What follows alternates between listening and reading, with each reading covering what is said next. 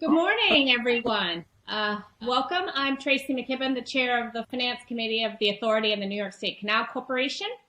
I'd like to welcome all of our committee members, Chairman of the Authority, John Comel, Dennis Traynor, Michael Balboni, Eugene Nicandri, and absent today is Anthony Pacenti. Welcome to NYPA and Canal Corporation staff. This meeting has been duly noticed as required by the Open Meetings Law, and I call this meeting to order. I appreciate everyone being here and hope everyone's remaining safe and healthy. With that, I think all the members have had a chance to review the agenda for today for the meeting. Are there any amendments to the agenda? And if there are no amendments, I'd ask for a motion to adopt the agenda. So moved. Can I get a second? Second. All in favor, say aye. Aye. Any opposed? Great. The agenda is adopted. The next portion of this meeting will be held in executive session. If I could get a motion to conduct an executive session to discuss the financial and credit history of a particular corporation and matters regarding public safety and security pursuant to Section 105 of the Public Officers Law. So moved. Can I get a second? Second. All in favor, say aye. Aye. Any opposed? We will go into executive session.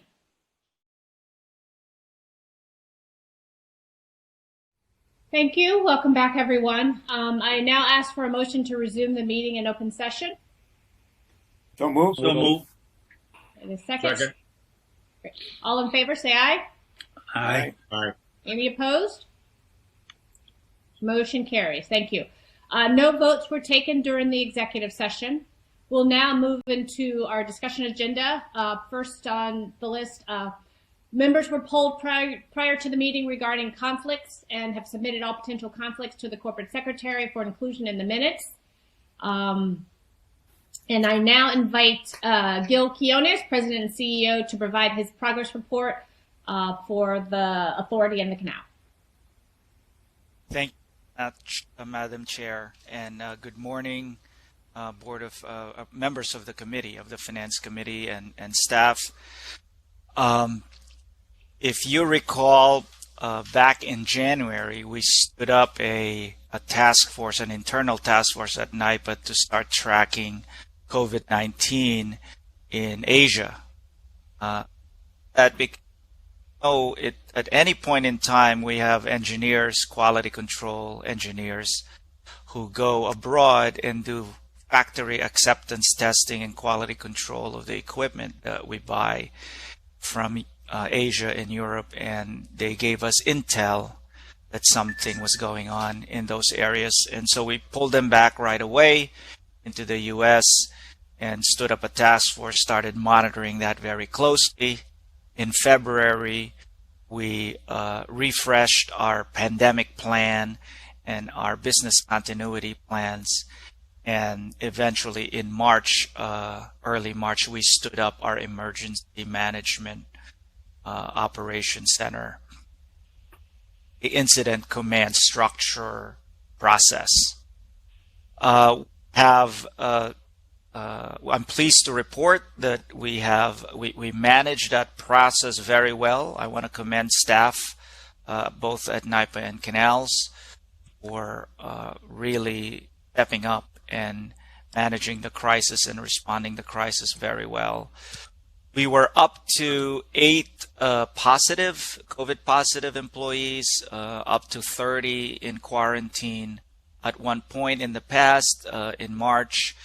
And now we're down to really 0 positive, and I believe 7 who are self-isolating and quarantining. So we're really on the other side of the curve, similar to our state in general.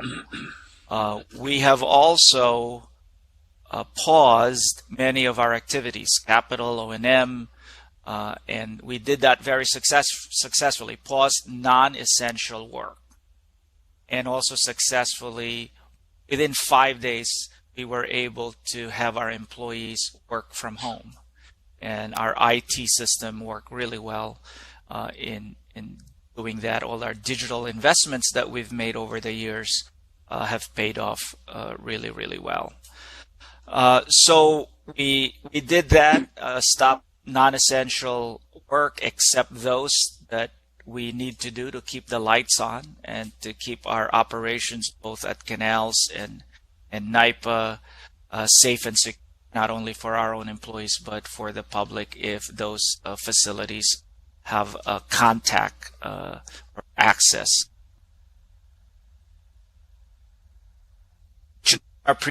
Things that our general strategy is to hunker down because of the really no visibility ahead of us. You know, it was very uncertain what lies ahead, and the best strategy is not only to stop non-essential work but also to hunker down in place and bolster our flexibility and liquidity. And that brings me to slide 2 of my presentation. You know, we did that very well. We were able to, because of our financial strength, we were able to issue up to 1.2 billion in bonds, long-term bonds, so that we are ready to resume our capital program once we have more visibility and opportunities to do so. That was done, very successfully. We got very good pricing and terms and conditions, and Adam will cover that. Some of the details of that successful bond issuance. We were the bond of that week when we priced our bond on April 23rd. We were the deal of the week, I should say, and that was a very successful activity for us, and it was good for us to receive that validation from the markets and the way they view us, our strength, not only in the short term but in the long term. So we're now at a point where we are planning our responsible return to work process. As you know, the governor has announced that some of the regions, especially upstate, can start reopening because they have hit the 7-metric rubric that he set under what's called New York Forward.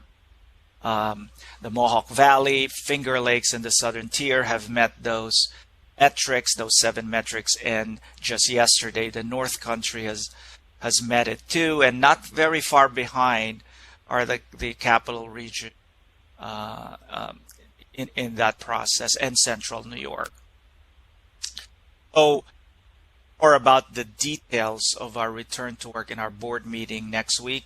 We have 2 informational sessions that will go to that in detail in terms of operationally how we plan to return to work, and also from a financial investment, how does that look like? So it's going to be a more granular explanation on what we're doing to do in terms of return to work. We are also preparing for a second wave, a potential second wave of COVID in the fall and the winter. There's a lot of talk about that, and that it will be coincident with the flu season.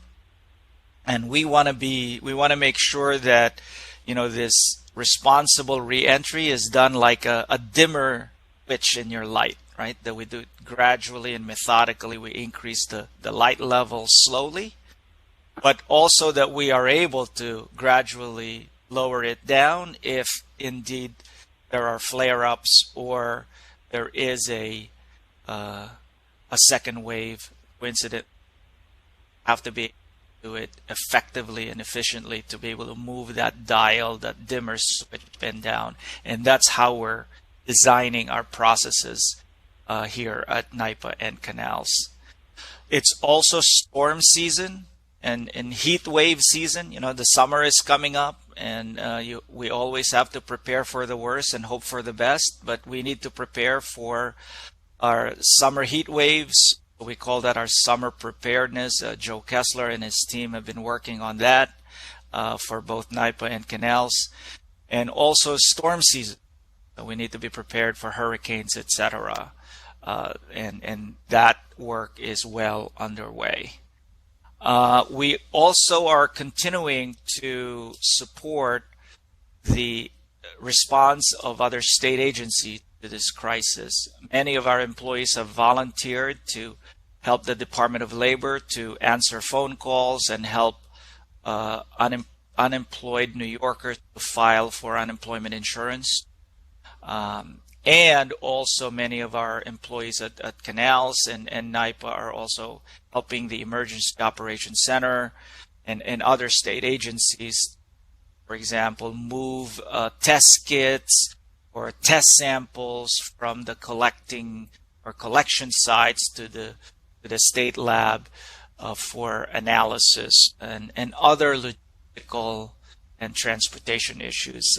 We've been engaged with the state and other agencies to be helpful in that response. So that's kind of where we were, where we are, and where we're going forward. Again, many more detail will come about our return to work and our restoration, the associated financial plan with that in our board next week. The next two slides I wanted Adam to cover, but let me just set it up for him. That's page 3 and page 4 of my slide. The first one, as I've mentioned, we had a very successful bond issuance, and I wanted Adam to just give you a little color on page 3 of what was the outcome and the result of that, and then the associated increase in our flexibility and liquidity as a company that will, put us in a good place as we navigate this. I mentioned at one point to our chairman the fog of war. If you think of this COVID crisis as a war, the fog of war is still there. We handled the first battle really well, from January to the present, but we need to be prepared now for the reopening and potential flare-ups, and be ready if indeed there's another battle with a second wave coincident with the flu season. But let me ask Adam to cover page 3, which is the outcome of our bond issuance. And then Adam, just right next to that, page 4, is the pre-issuance liquidity position of the company and flexibility position of the company, NYPA, and post-issuance and the liquidity position of our company. Adam. Sure, thanks, Gil. As Gil mentioned, we were able to close this week on the 12th, the bond issue for a little bit over $1.2 billion. Most of that is tax exempt. There's $114 million that was taxable, and that was in accordance with the schedule we provided back in March when we first briefed you and requested authorization. So we're able to sort of stick to and meet that schedule. Think that we got it done in as quickly as we possibly could, and I think we hit the market at the right time. We got an interest rate which was the lowest in history for NYPA. I mean, some of that is reflective of our credit rating. Some of that's reflective of the fact that we're in a historical low rate environment, but in a very difficult, volatile market. So I think we're glad to have it done, behind us. The money in the bank, be able to fund our capital program, and as Gil mentioned, bolster our liquidity. Again, dealing with uncertain times, making sure we have an adequate buffer if there's any sort of change in conditions that are unforeseen at this moment. We can handle it. Also, as Gil mentioned, we are issued for the first time green bonds. About $790 million of the capital projects financed qualified under green bond principles. It's a designation you get by an outside party. They issue a report, and it's noted on the bond issue on Bloomberg and associated with the bond issue, and it helps market the bonds because there are some funds out there that specifically are looking towards purchasing green-oriented investments. So it widens the the pool of investors, and hopefully over time this will have more meaningful value in the marketplace. It's sort of new. Moving to the next, and again, just pushing out the maturities of the bond issue. We did a piece at 30 years, 35 years, and a piece at 40 years. Many of these assets have an asset life of 53 years. So we really financed some of the larger projects that we have with the longest useful lives. And again, saying how we restructured the bond issue, we're trying to align our assets and liabilities so that our debt service schedule is aligned with the revenue streams associated with these assets. On the next page, page 4, just gives it before and after in terms of our liquidity. Our liquidity was fine and adequate prior to the transaction, and now it's even more so. In general, we try to, in terms of days cash on hand or liquidity, to maintain our AA metrics, we try to target a range between 150 and 200 days cash on hand, and we were starting to run at the lower end of that. This sort of resets it and puts us in a very good liquidity position, and again, has our capital plan financed for the next few years. So it puts us in a very good position to hit the ground running when we need to. I mean, that's really the summary of the bond issue. If there's any questions, be happy to entertain it at this time. Adam, Tracy, just not so much a question, but a comment. As you laid out part of and very successful issuance, by the way. So congratulations to you and the team. I know it was a lot of hard work getting it done. While part of it, again, creating this optionality for us on the liquidity front was about predicting things that were unforeseen, and I think you'll get into it a little bit later, but there are foreseen reasons why we wanted to do this. We know already that there's going to be, reduced demand for energy, lower energy prices. So this part of going out and doing this was also to make sure that we were able to maintain our financial strength on the things that we can actually see that's impacting and has impacted our business already, in addition to just areas that may be unforeseen.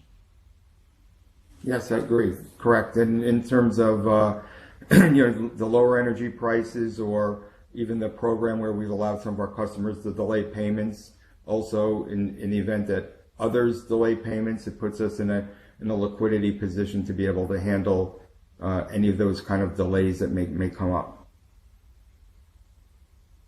And Tracy, I just echo your kudos. Gil, Adam, the entire organization should be really proud. Incredibly well done under challenging and difficult circumstances. So, as Gil indicated, great external validation of the strength of the organization, the team you have, and the work being done, and how disciplined and focused the execution overall has been. So, very, very, very notable. Nothing to take for granted ever, let alone under these circumstances. So, great job, guys. Appreciate it. And I'll share that with the team, because everybody did a great job and all around.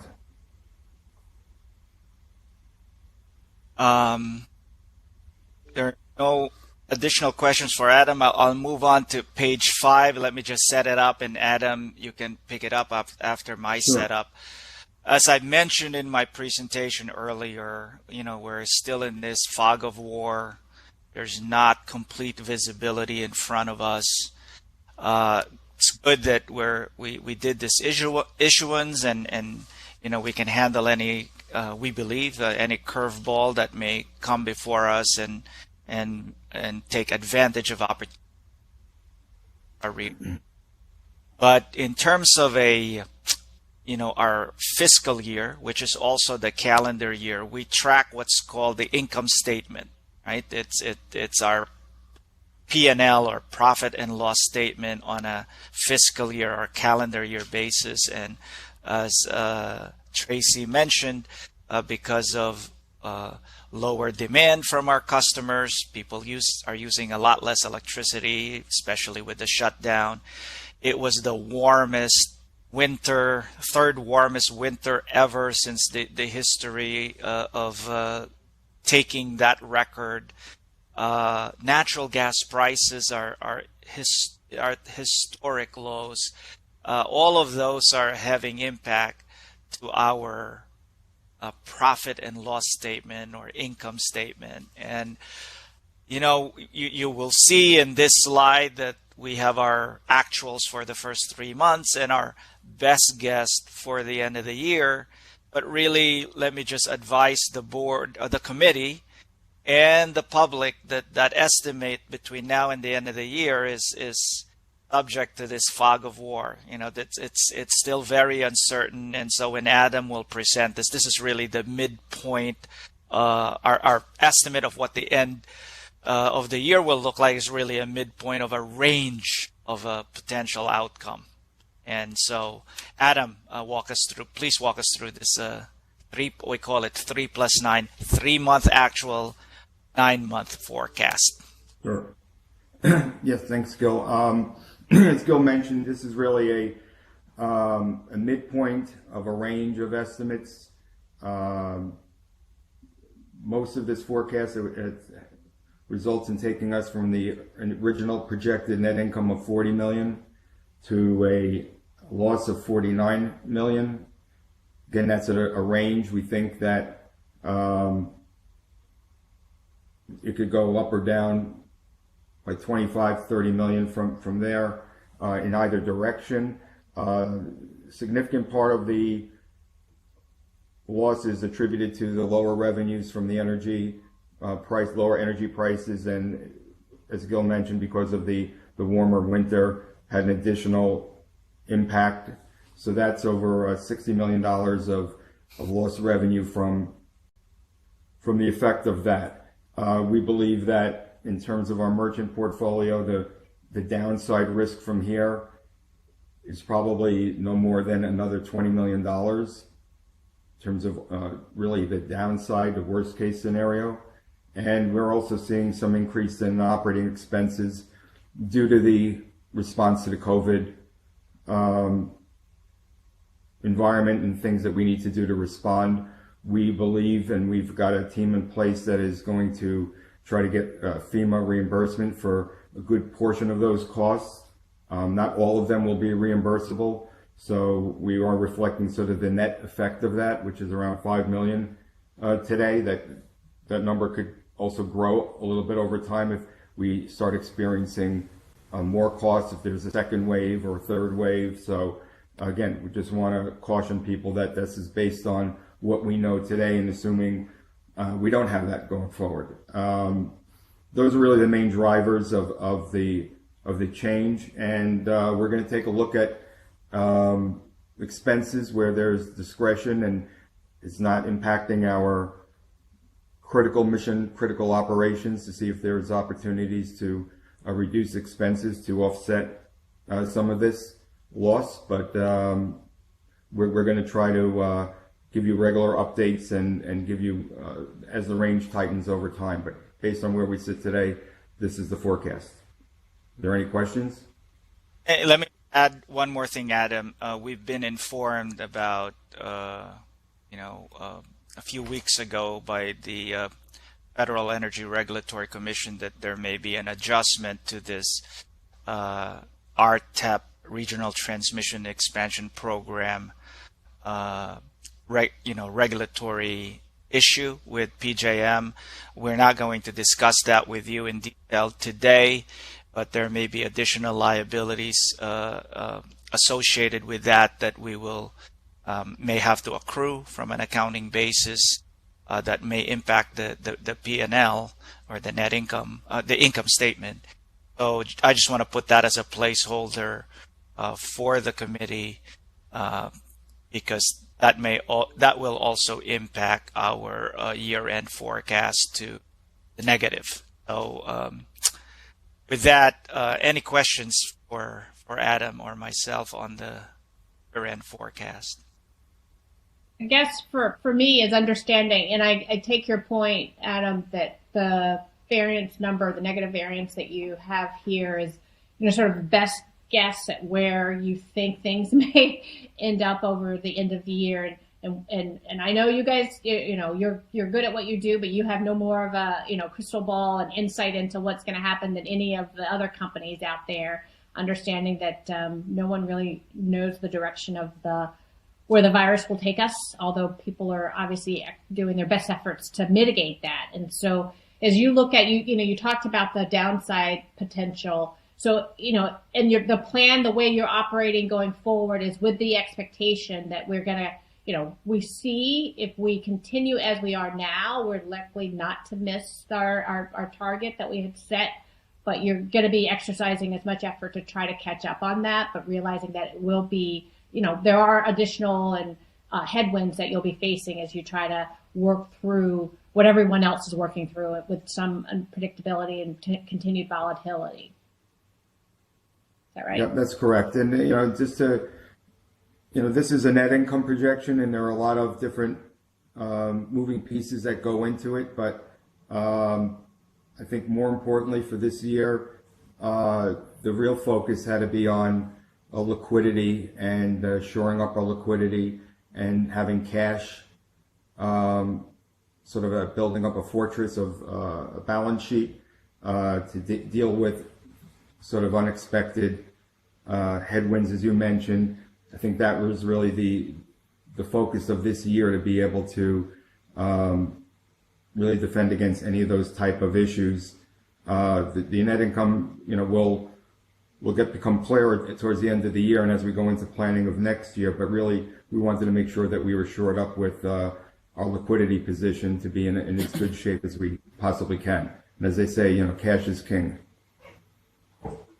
And I think that's the message that we would want the public or any constituents to take away from this discussion. No question, this is at best a challenging and difficult year for any business anywhere around the world.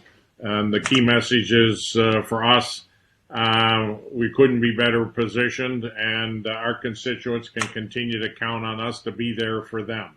And so kudos to the entire organization for ensuring that's the outcome, and that we're not caught in the crosshairs of this pandemic and the ramifications of it. So we want to reassure everyone that however significant the bracketed numbers are between now and the end of the year, that we're well positioned to withstand the storm and carry on in an exemplary way. So that's the perspective that I think it's important that we would want the public to otherwise take away from this, not focus on the magnitude of the loss, but our ability to carry on. So good work ensuring we're prepared to do that.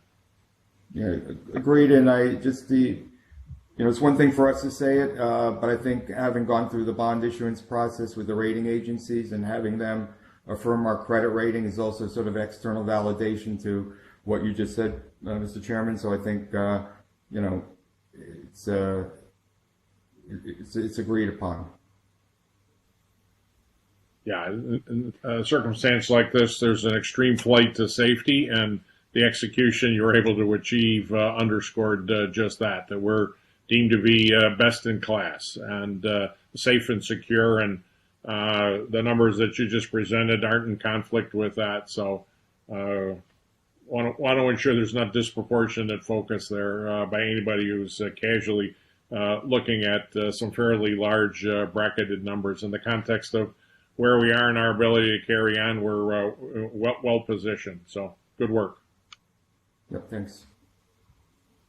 Thank you. The next item will be an informational item about our enterprise risk. As you know, this was a shock to not only NYPA but everybody else, and it's prudent that we refresh very quickly our registers and where we stand. And so we're going to ask Sabagya just to give you an informational walkthrough what he and his team are doing in terms of refreshing our risk perspective. Sabagya. Thank you, Gil. Good morning, Madam Chair. Good to see you, everybody, the trustees and NIPA colleagues. As Gil said, I'm here to provide a quick update on the main risk management activities.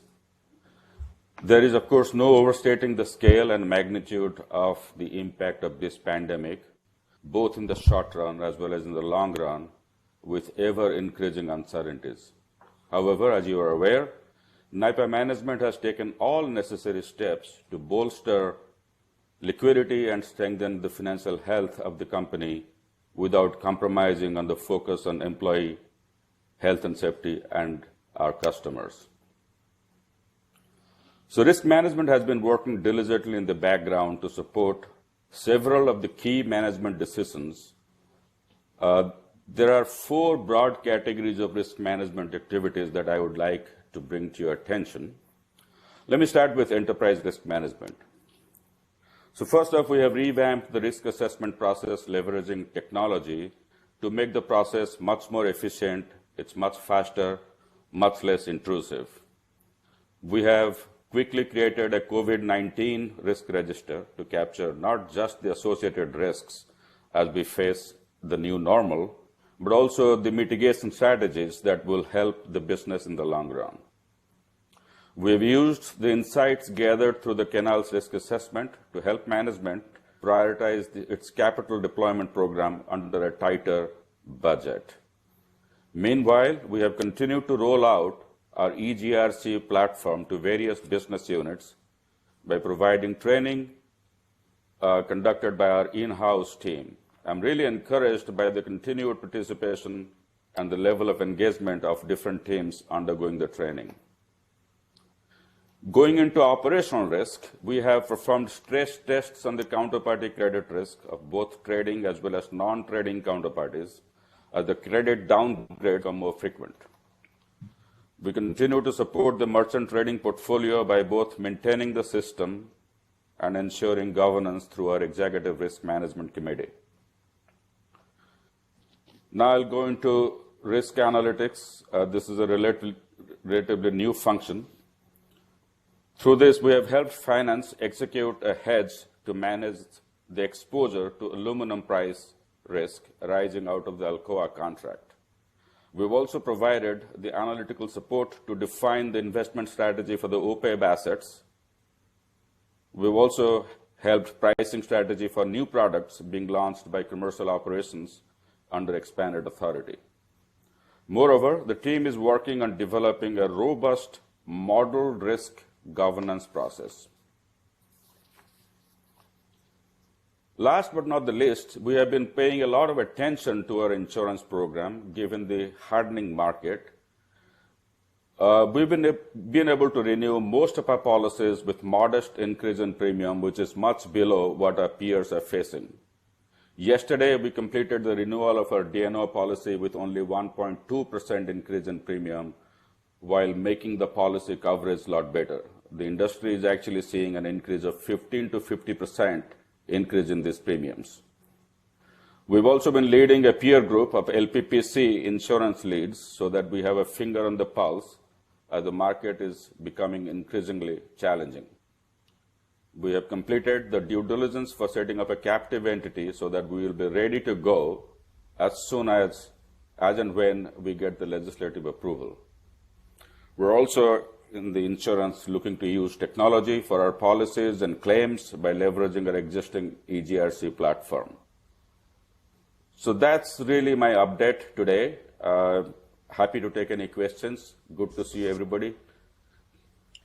Thanks, Sabagya. I guess LPPC is a large public power council. So those are the largest 26 publicly owned utilities. Right. Sorry. That's okay. Thanks. Sabagya, obviously every company has had to make adjustments in response to COVID-19. I'd like your views on, this work from home environment. Did that increase challenges for NIPA? I know we're sort of critical infrastructure, so we already have the muscle built in to be able to operate under extreme circumstances. And so did you see, have you evaluated and looked at and are comfortable with, sort of any additional efforts that we had to make or changes to our networks in response to so many employees now working from home. As you looked at the enterprise risk management, I don't see that specifically laid out, but I assume that's something that you also looked at and made sure, we were comfortable. I'm sure we are, that we were comfortable with sort of additional risk that was created. So thank you, Madam Chair. We have, as I said in my briefing, we have developed the COVID-19 risk register, and work from home is a part of that. Personally, I have been extremely pleased with our IT infrastructure and the way business has been conducted. As you know, we have sequestered some of the employees in the front line. They are not really, working from home or remotely, but most of the business is working from home, and we have been extremely productive under the circumstances. So that's just my read. We will continue to monitor these issues, work from home. There are, from workers' compensation program that falls under my business, we're really tracking all the industry developments as well. Because that scenario is expected to change both from the legislative perspective as well as from claims perspective. So if I could maybe just broaden Tracy's question, as you look across the organization in this time of stress, any cracks for all in the risk management system? Any surprises? Anything that surfaced that we didn't anticipate or weren't prepared for? So, Mr. Chairman, there are things we know today, as you talked about the price situation, energy price situation, the load disappearing, the load shape changing. There are a lot of known factors that we are obviously tracking, but there are lots of unknown factors as well. So far, we have been very pleased that the organization is really doing, being very productive and continuing to perform the best possible way. I haven't had any significant surprises that, other than the known indicators that we have been tracking. Yeah. All right, great, terrific. Thank you, Subhagya. The next items are items where we will need some board action, some committee action that then will be recommended to the board, and these are part of the what I would call the set of projects that we would like to or we would like to resume.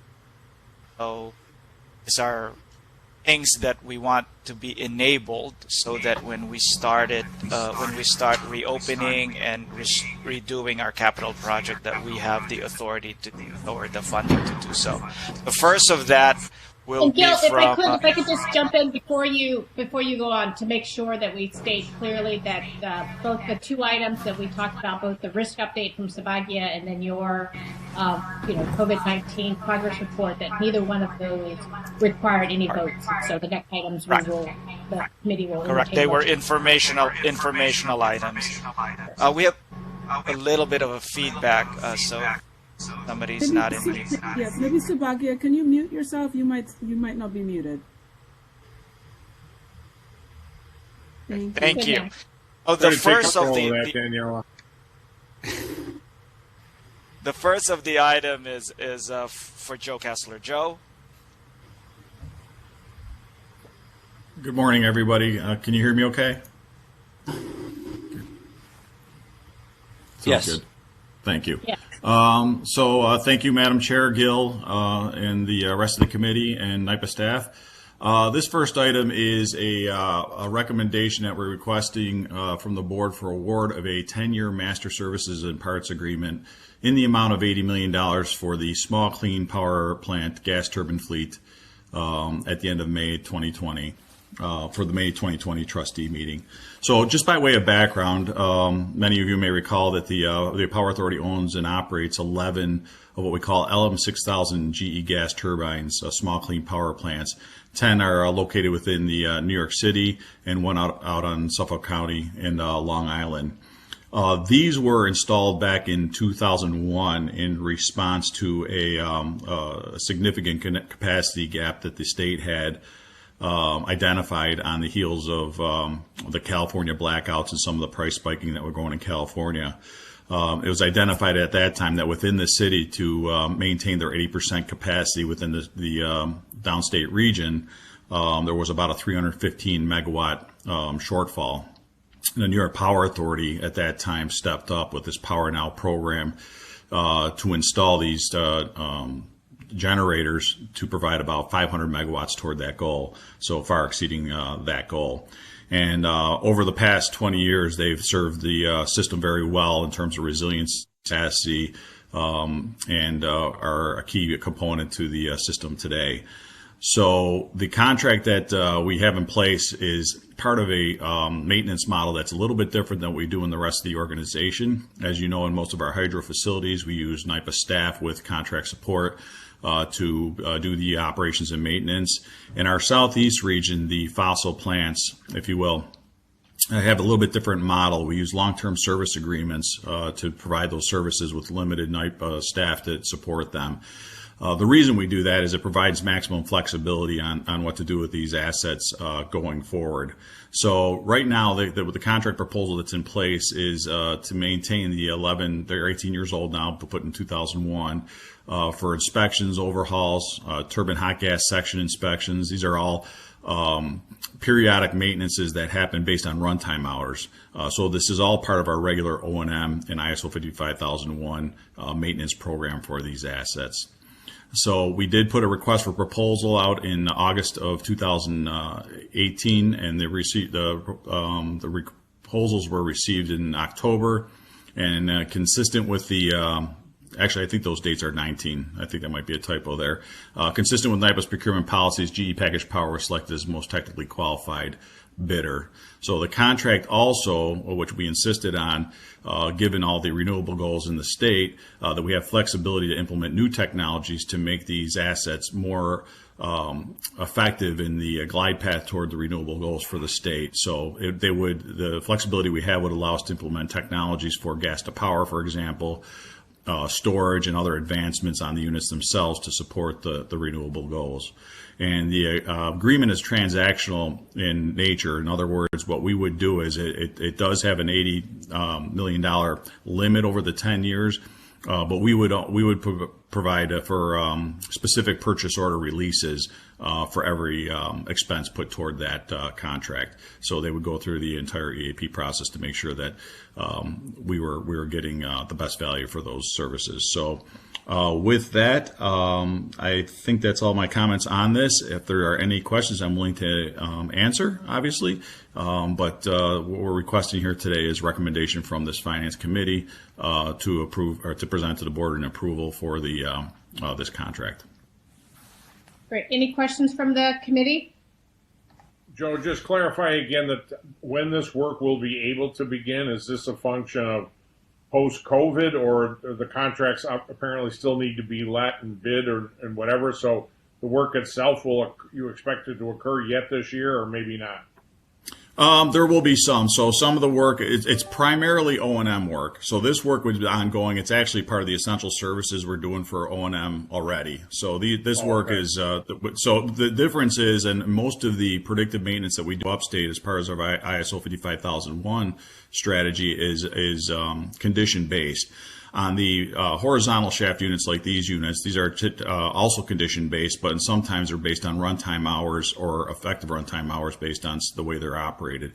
And those recommendations do come from manufacturers because these are basically jet engines. These are the same aeroderivative engines that they use for 747s and other aviation fleet. So there's a lot of predictability and a lot of database in these user groups to tell us when things may or may not fail. And if something does in the field, we have the benefit of GE Power to kind of indicate to us to, what to look out for as well. But so it's regular maintenance primarily, but every certain set of runtime hours, we may have to go in and do a specific non-recurring task, and so those would be planned individually and then procured individually under this contract. Unfortunately, it appears there's going to be a lot of jet engines available, so maybe we can pick up a few backup parts. I know, I'm going to get a discount. Get one at a discount. Ooh, not good. Okay. We'll keep our eye out for sure. Yeah. Okay. Great. Check So this eBay. is an $80 million 10-year contract for turbine and generator maintenance, and the committee is being asked. I asked for So a motion moved. to recommend this item to the full board for So adoption. moved. Second. Get a second. All in favor, say aye. Aye. Any opposed? Motion carries and will be moved to the full board for discussion next week. Thank you, Madam Chair. Okay. Thank you. The next item actually will be set up by Sarah. So before we go, it's an item by John Markowitz. But before that, I thought because of the economic development customer assistance program that we've instituted, to help give them a break in paying their bills right away to us, just for Sarah to give a quick overview of what's happening there. So Sarah's item will be informational, no votes needed. But then it goes to one item under her shop, John Markowitz, which is an item that's going to need your approval. Sarah? Great, thank you. So I just wanted to give an update on what we've been doing as a company with respect to responding to our customers in this global pandemic. As Gil highlighted, and as you approved at the prior board meeting, we launched the Economic Development Customer Assistance Program, which enabled our customers that are recipients of our low-cost hydropower as part of our economic development programs to defer their electricity bills for 6 months at no interest and no penalties, and to pay back the authority over the subsequent 18 months. We are currently 42% subscribed, and of the 100% that would be eligible. However, I wanted to caveat that with the fact that several of our customers were deemed essential services, so we're continuing in full operation, and so we're not in any sort of distress. There were others, as I highlighted at our last meeting, that applied for the Paycheck Protection Program that provides monies for payroll, utilities, rent, mortgage, etc. And then what's quite positive too is that some of our customers are slowly coming back online as we look to the unpause. At the height, we had 44% subscribed, and now that is reducing as customers come off of that.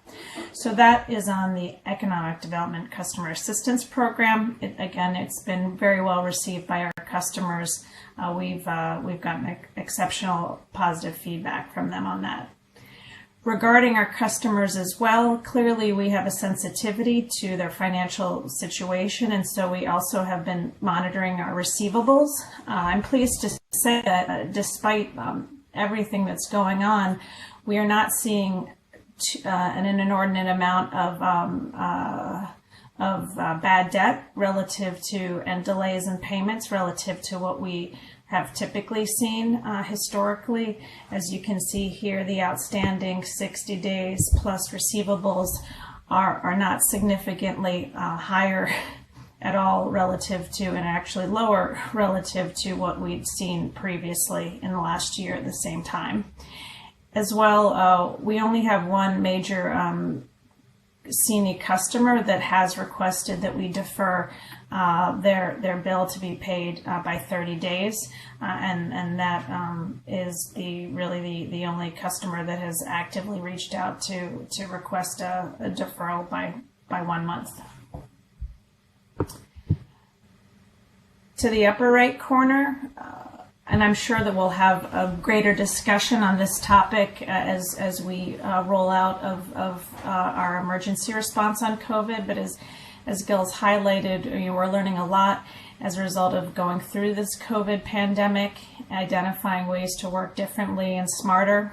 And these are just a couple of the highlights that ComOps has seen. First is that we're doing a lot more virtual customer visits, and that obviously is reducing staff time, cost, wear and tear, enabling us to be more productive with our time. Not that it's not important to meet face-to-face with individuals. As we know, for meetings, there's a great value to sit across the table from other people, but at the same time, it's not unduly delaying our ability to move forward, identifying projects and growing our pipeline. Secondly, we're really looking at accelerating our digital delivery processes. This includes electronic delivery and development of all of our customer contracts for all of the projects that we undertake, looking at digitization of all of our vendor requisitions.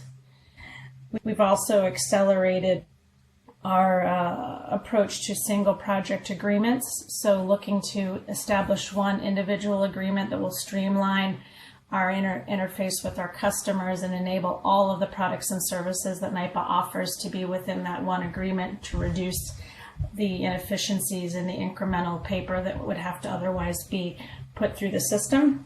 And another area I think that's really exciting and really comes from sharing best practices across the company. Utility Ops has been using and piloting a software that enables design review digitally.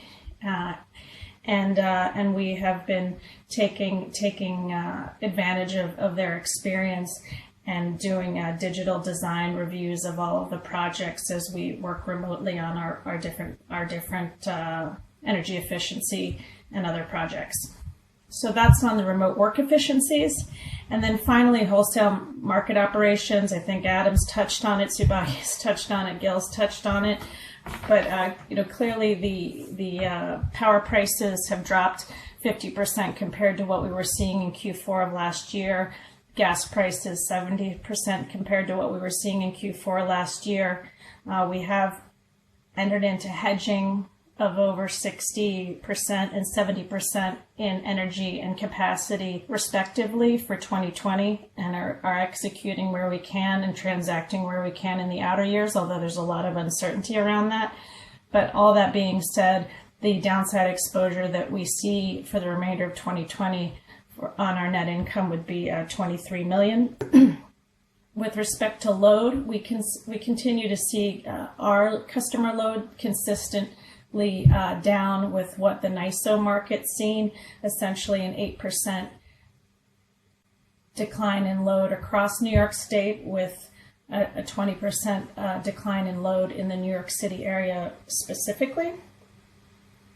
But what is good to know is that two things. One is that the NISO is now projecting that the load, which has been down 8 to 10%, they're looking at the rest of the year that for it to average to be only declining by 5%, which is reflective of the hope that the various regions will be unpaused and manufacturing and some other large businesses, et cetera, will be back online. And secondly, due to the drop in oil prices and in gas, we have been able to purchase oil for backup generation at our fossil fuel plants and reduce our inventory costs for those by 8 to 15%. So that's an upside for NYPA in terms of the inventory carrying costs, and we'll have sufficient. We're at about 90% capacity now, and we'll be well positioned going into the next winter, although we haven't even gotten through spring yet. Happy to answer any questions.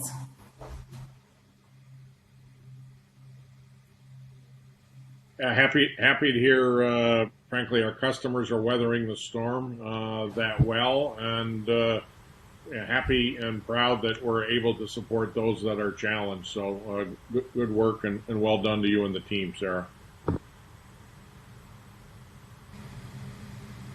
All right, then without further ado, we can move to the next item, e-mobility, and John Markowitz. Just to set this up as well, you had approved at a prior meeting the $1.5 billion to be put towards energy efficiency programs. This specific request is to award monies to vendors that are associated with building out electric charging vehicle charging infrastructure across the state, but it is not a request for incremental monies because the monies that you previously approved as part of that energy efficiency program are the monies that will be going towards these vendors and these specific projects. So I'll let John then speak to the item. Good morning. Can everybody hear me? Yep. Okay. Yeah. Okay, so I'm on slide 16. So what we're requesting is an authorization to expand the vendor pool that we have for these electric vehicle charging station projects, and also increase the contract capacity. So we have an existing pool. It has 6 vendors in the pool currently that are pre-qualified, and we competitively bid them against each other for specific projects. What we'd like to do is add an additional 14 vendors to that pool that would be pre-qualified, so we'd have a total pool of 20 vendors. We'd also like to add contract capacity, so the existing contract has $60 million in capacity to it. We currently have over $40 million in projects out to bid currently, so we'd be using up that capacity very quickly. So we'd like to add another 90 million in capacity. So the total capacity would then go to 150 million for this pool of contracts. In terms of the background on this, we've seen a great increase in interest from our government customers in electric vehicle charging station projects as a result of the Climate Leadership and Community Protection Act. And in addition to that, in the governor's 2020 State of the State address, there were some goals, very ambitious goals set for the electrification of transit buses, 25% of the total fleet within the next 5 years, and 100% of the fleet 10 years thereafter. So we're working with all of the transit agencies across the state on these projects. So that would be using up most of this contract capacity that we're.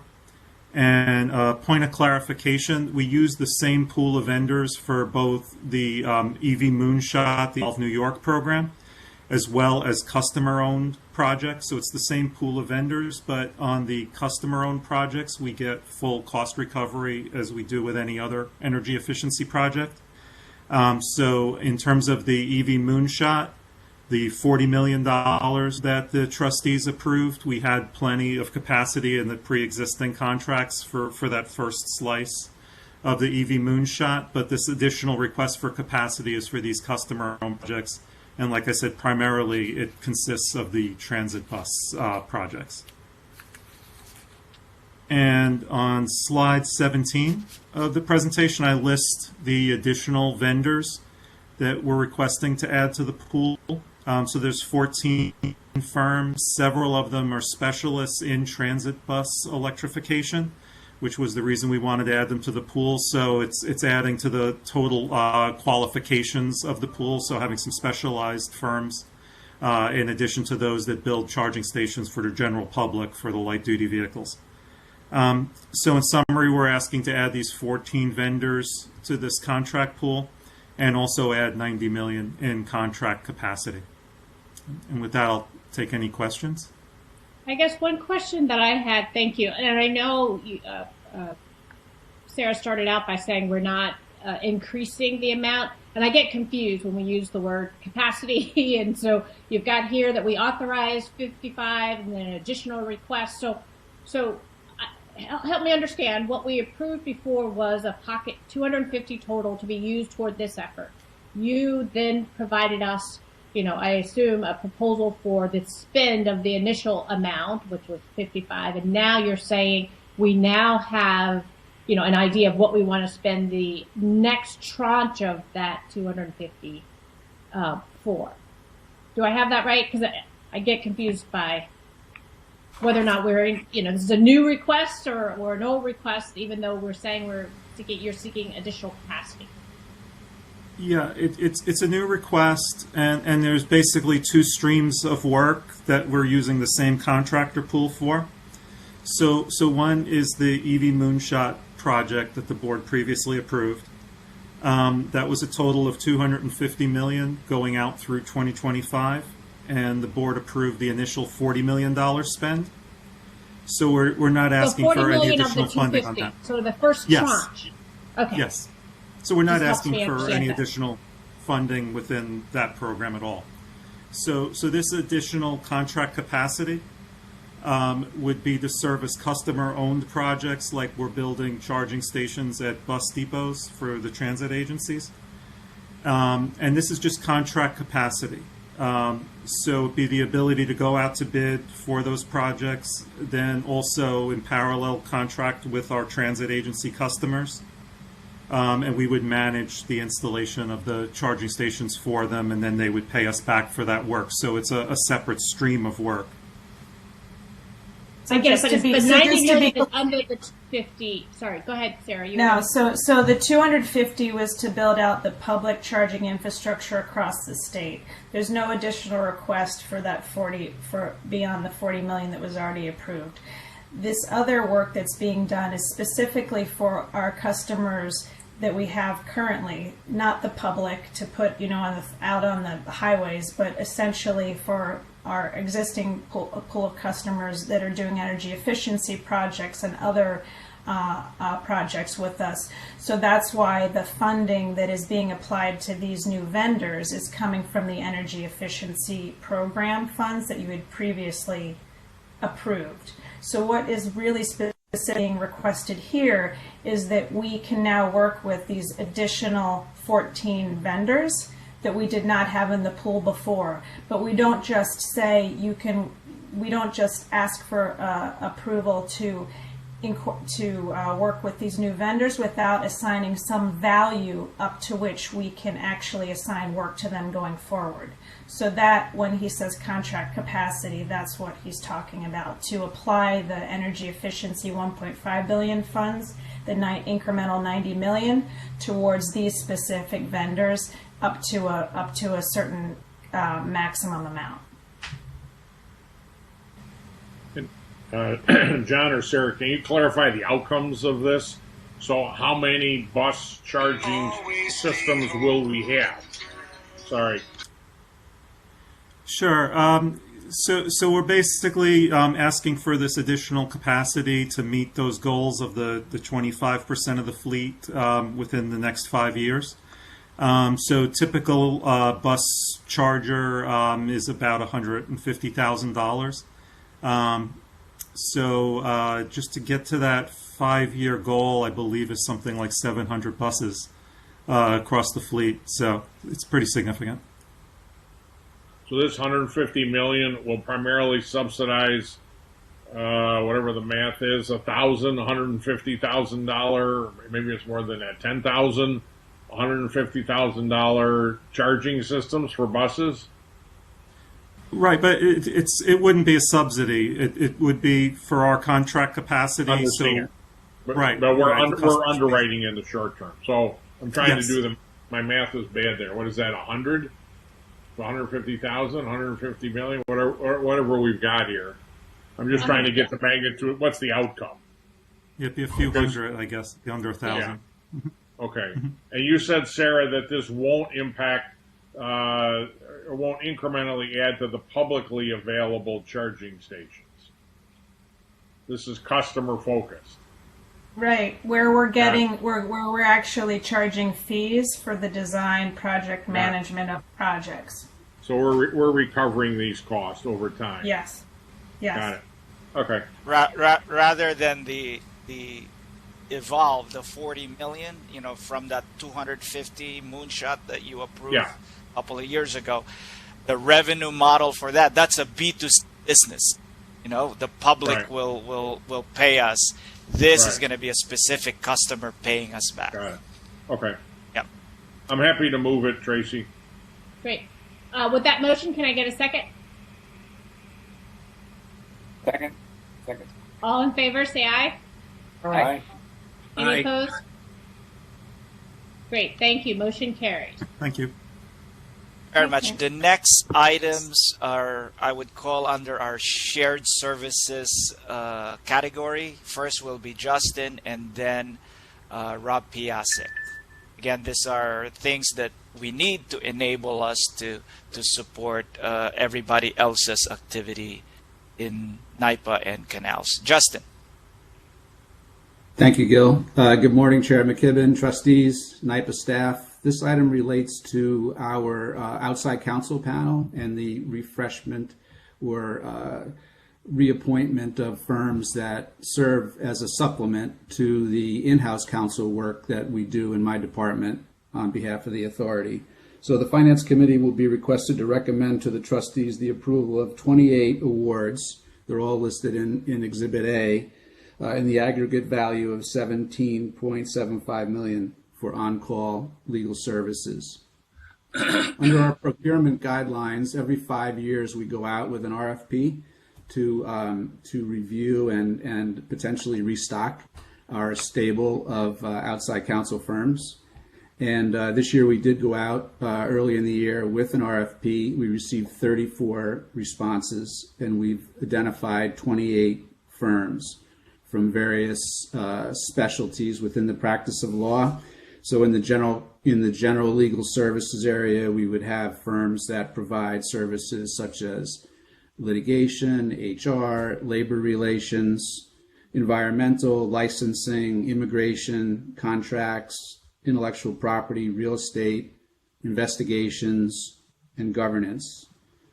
On the bond side of the list, we would have firms that would serve as our bond counsel, disclosure counsel. We used them very effectively in the recent bond financing, and any other counsel related to our current bond indenture or any other financing services we might need. And then finally, in the energy portfolio or list of firms, we would have firms that primarily would serve our FERC needs and any kind of structured finance work that we might need in energy related project development. Of the firms, 4 of the firms are MWBE firms that we can give direct work to.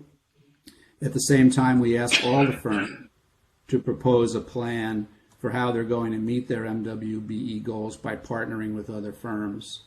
So we have 2 buckets. We have the firms we're selecting that are non-MWBE, and then we have a subset that are actually MWBE firms, 4 of the 27 that we can give direct work to, or we could ask them to partner with other firms on the list on discrete matters. So those firms, by the way, have 5 years to sort of meet the goals under their contracts for the minority and women-owned business goals that we established through our procurements. So this item is submitted for your approval. I'll be happy to take any questions. Great. I guess the only kind of, I think it's great and that we're making sure that we are focused on one of our priorities, which is diversity and inclusion. But also, I think, might want to consider as part of the requirement to get the contract that they already have a plan for how they're going to include that, as opposed to giving them 5 years to come up with a plan. As we look at this going forward, might be. Yeah, I may have misspoken. We do require them to come up with a plan, but they have 5 years to meet the plan under the terms of the contract. So in our procurements, we ask them to come forward with some kind of plan to how they're going to get there. Good. What's the basis for the $17.75 million, Justin? Is that consistent with the last 5-year award? Is that 5% increase? How do you come up with that number? Yeah, we paid under the last 5-year period. We paid out roughly somewhere in that area, $18.5 million over the last 5 years. That the fees didn't really go up a lot, and we actually think our litigation portfolio, has shrunk a little bit since then. So we kept the number around what we spent over the last 5 years, and of course the number is consistent with our 4-year financial plan and this year's budget as well. Okay, so that goes to my next question. So it's consistent with what we have spent for the last 5 years. It's not Correct. Dramatically different. Right. And got it.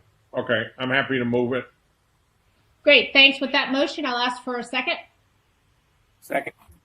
Chair, Tracy, before you call for a vote, I'd just like to put on the record that one of the firms on that list did some estate planning work for my family 3 years ago. I don't think it presents a conflict. I have no ongoing matters with them. It's just that in the interest of transparency, I wanted to put that on the record. So. Thank you, Judge. I appreciate that. And I think that was noted in the notes that when they sent out the request for any conflict of interest. And we're happy you're still upright, Judge. You're still with. So am I. Yeah, exactly. All right. Great. So with that, if I could get the second. Second. All in favor, say aye. Aye. Any opposed? Motion carry and will be sent up to the full board for adoption. All right. Thank you. So the next IT contingent staffing IT. issue? Yeah, Rob Piazza, because if there's probably one area that we're really, it was, first of all, validated that we made wise investment is in this area of digital investments over the past 4 or 5 years. So we are going to continue to double down on our digital investments, and to handle peak loads of requirements, this item is going to be presented by Rob Piasek. Rob? I couldn't ask for a better introduction than that. So thank you for that. And again, good morning, everyone. It's good to see everybody, leveraging the new norm, and I hope you all continue to be safe and well, and your families as well. Similar to Justin, I'm here to seek the approval of an aggregate $28 million 5-year contingent staffing contract. That says a lot, but essentially it's to enable IT to augment its only as required to deliver on the capital projects that you all approved in the 20 budget and that we discussed in the March meeting, trustee meeting. Just a little bit of background and context. The current value contract that's been in place for the last 5 years is due to expire in July. So in anticipation of that, back in November of last year, we issued an RFP. We got tremendous response of 54 proposals in December. So to be able to really go through and evaluate, we developed a cross-functional evaluation team to look at some really strict criteria, to really challenge those pools to make sure that we're getting the diversity, the competitiveness, call it the New York State reach, and it's listed here on the slide, on slide 23. Looking at cost competitiveness, are we getting the best value? Staff qualifications, we're not just pulling people out off the street just to fulfill a requirement. Recruitment process, what's their pipeline in order to ensure that they're going to continue to get relevant and current subject matter experts that will fulfill our needs. Industry experience, their financial solvency, which I think in today's world is more important than ever. And then lastly, around performance. They perform, whether they were experienced at NIPA or not. So after that evaluation was conducted, and I want to thank my partners in HR and strategic sourcing management that really helped IT and guided IT through the process. So I just want to acknowledge that. Bottom line is ultimately we selected 12 bids, and on the slide in the upper right quadrant, you'll see who those the chosen vendors are. And just a little context, you can see it sort of in the table, but 4 of the vendors are New York State certified minority-based business enterprises, or MBE, similar to what Justin had mentioned. 2 of which, in addition, 2 vendors are women business enterprise. Again, so 50% we have diversity in our mix of vendors, which I think is really important. 5 of the vendors have experience with NIPA, which is great. They've been tested and tried in the process. And what's important to me is also 3 of the vendors are based out of New York State. And all of them have a New York State presence. So we're not farming people from the West Coast at our expense. So having more localized, giving back to the economy, but also making sure that we can get the resources readily. Essentially, the value contract will enable us to augment, but to ramp up for those critical capital projects. And just to refresh you all, there's infrastructure, there was application, what we call life extension modernization, or LEM. That's a mouthful. Cyber resilience and data management. We have forecasted the labor, external labor. To your question of Justin, the number, the $28 million, was based on our historical use of labor forecasted use the next 4 to 5 years based on these projects. And that's what determined the value amount across this vendor pool. So one of the things I'd like to say is I think not only will give some assurance back to the previous March meeting, is our ability to position strongly to deliver. And again, Chairman, if you remember, you had challenged me in terms of, hey, how are you going to be able to deliver? This is one critical way for us, IT, on behalf of NIPA, to be able to continue to deliver the projects, and probably more important than ever, for us to be able to sustain the infrastructure that will support the new norm, in this case, remote workforce, in a very secure and flexible manner. So that's the request of the trustees. Any questions? Thanks, Robert. I will note that it's interesting that the most interference was during the IT presentation. So,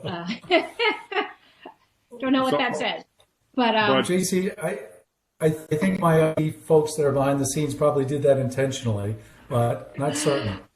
Yeah. So I assume that, in looking at this amount, you've done an evaluation that this is better outsourced than internalized. I know most businesses, as they've adjusted or gotten used to or learned how to operate under COVID-19, looked at, how should we have spent our money over the last 12 to 18 months and how best we will spend it over the next 12 to 18 months. And so you've evaluated, looking at where our needs are, that this is better outsourced than having people directly inside the organization to oversee wherever you see the gaps are in terms of our skills and talents.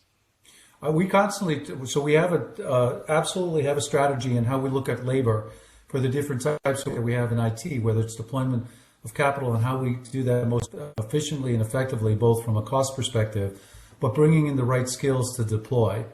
So yes, we're kind of evaluating, do this with internal staff. One of the things that I mentioned earlier, and it is core to our strategy, is that we have to ensure that we have a critical mass of technical core competency built in-house to remove our reliance externally.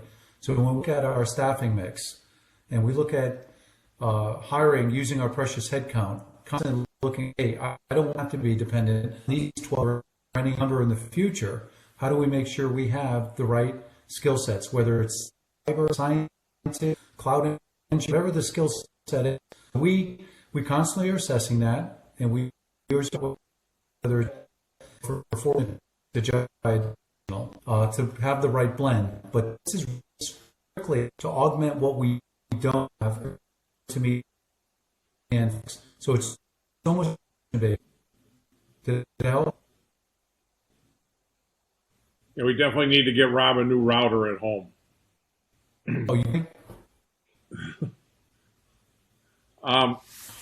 But further to that point, Rob, so the 28 million is a function of a certain specified list of projects and the needs that you'll have to supplement the internal team.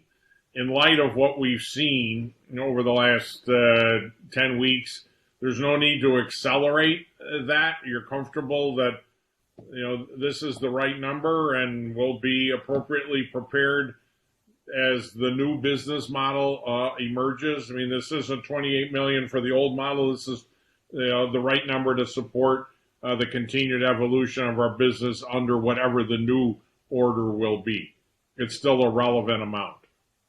It is, because of the work that we're doing. In fact, once we can unpause, we can continue make up the time for the pause for these projects. We're the planning now, so we're not losing time. So I feel very comfortable that this amount, while we were forecasting the labor last year, is the correct amount. All right. I'm happy to move this plus a new modem or router for Rob at home. I mean, I almost want to second that latter part, but if I could get a second. Second. All in favor, say aye. Aye. Any opposed? Great. Motion carries, and it's moved to the full board for adoption. Thank you. All right. Thank you. Gil, So there are two items in the deck, but we're only going to cover one. Based on previous discussion with the committee members prior to the meeting and the feedback that we have gotten from you, we need more business case analysis on the efficiency loans and sales of energy efficiency loans, and we will do that. So that item will be deferred to the next Finance Committee meeting based on that feedback. So we only really have one last item, and it's the quarterly transfer of funds to the New York State Canals. I just want to give a little bit of a context. Adam will go through the details of it. But as you know, when New York Pause was instituted, we were in the middle of our winter capital and maintenance work for the canals, a lot of the pump lockout work, etc., that we do for the canals.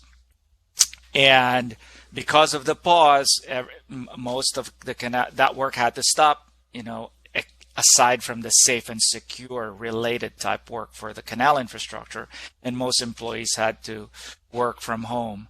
We redeployed as many as we can, canal employees, to help the Department of Labor, to help New Yorkers file for unemployment claims.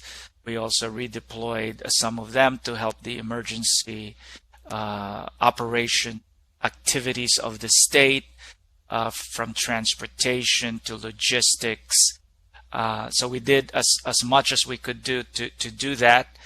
And now this transfer really is, like we have done in the past, is to support the staffing of the canals and to be ready as the governor and the state start reopening the upstate regions, for us to be able to respond to that also on a regional basis and follow that series of reopening to resume the work that we left off prior to New York Pause. So Adam.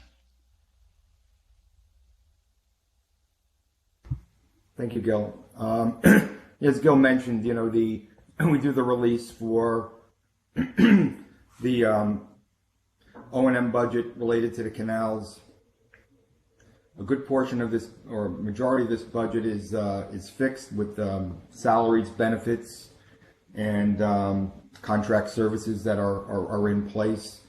So this allocates a portion on a quarterly basis that has to be released from the trust of the state to cover those activities of the canals. It does not address capital, which was subject to the pause and has been paused. It's really just the O&M portion of the canal's budget that requires this particular release of this amount per quarter.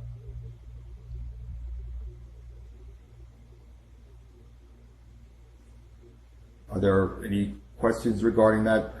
I think Gil covered sort of what the current state is of the canals in terms of going forward, reopening, and looking at what the challenges are there. With the benefit of that, I'm happy to move it. I know it's important that we continue to sustain, and we'll be ready to ramp up canals operations when we get the go ahead. So moved. Great. With that motion, I'll ask for a second. Second. All in favor, say aye. Aye. Any Aye. opposed? Motion carries, and we'll go to the full board for adoption.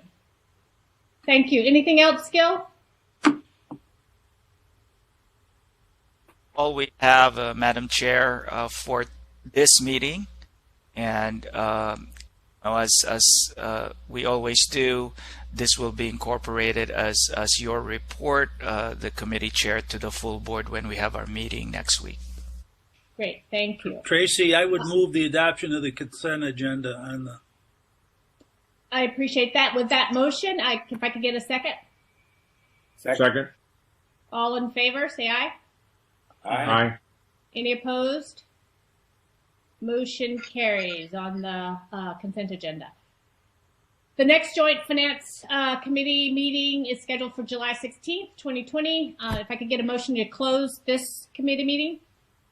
Yeah, I might suggest we can think about an earlier meeting. I think whether Yes, it's in light of changing the agenda item. Yes. Right, Okay. everything that's ongoing and ensuring we have timely follow-up on some of the balance sheet, moves that Adam's looking to bring forward, all the rest, and just to stay on top of what's happening through the crisis as we start to come back out of it. I'd suggest we try to find a meeting time in the next 30, 45 days, but we will do that, especially since we that. postponed the discussion on the energy efficiency program. Right. So we'll look at, I'm sure the team will look at a time for us to have an earlier meeting before July 16, 2020. Okay? Great. Good. Great. Okay. Then I ask still for a motion to close the meeting. So moved. So moved. If I can get a second. Second. All in favor, say aye. Aye. Any opposed? Motion carries. Meeting is adjourned. Thanks, you, everyone. everyone. Talk soon. Thank you. Stay safe. Thank you.